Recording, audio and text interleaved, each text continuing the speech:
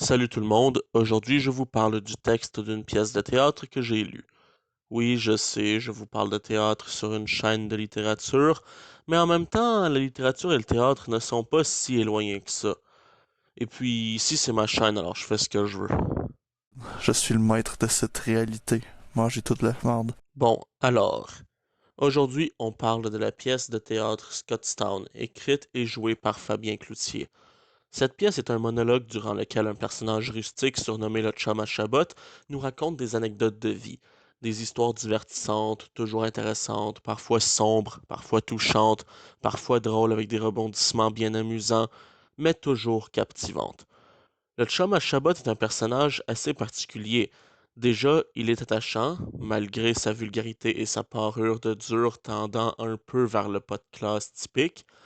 Au fond de ses propos crûment exprimés et de sa vulgarité, il demeure un personnage profondément humain, capable de sensibilité et de bon sens.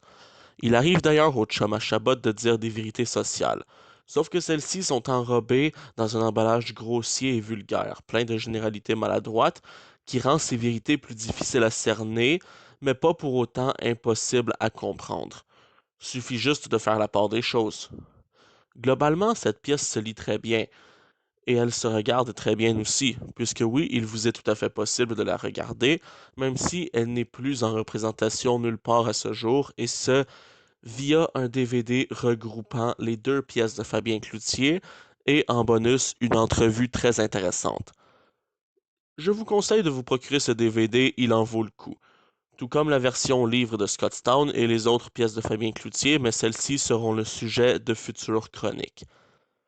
Bon, comme dit précédemment, cette pièce est le fruit du travail de Fabien Cloutier.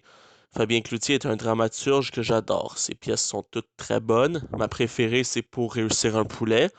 J'ai très hâte d'ailleurs de vous parler de celle-ci, surtout que sa sortie récente en bande dessinée me sera un excellent prétexte pour vous en parler. D'ailleurs, au moment de découvrir Scottstown, je ne m'attendais pas à grand-chose. Je m'attendais à être diverti sans plus.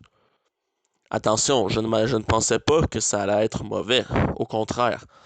Mais je ne m'attendais pas à un aussi grand coup de cœur. En résumé, Scottstown est une excellente pièce. Très, très bonne.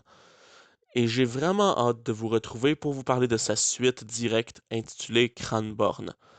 C'est ce qui conclut cette chronique. J'espère qu'elle vous a plu et je vous dis à prochainement pour vous parler de Cranborn. Allez, salut!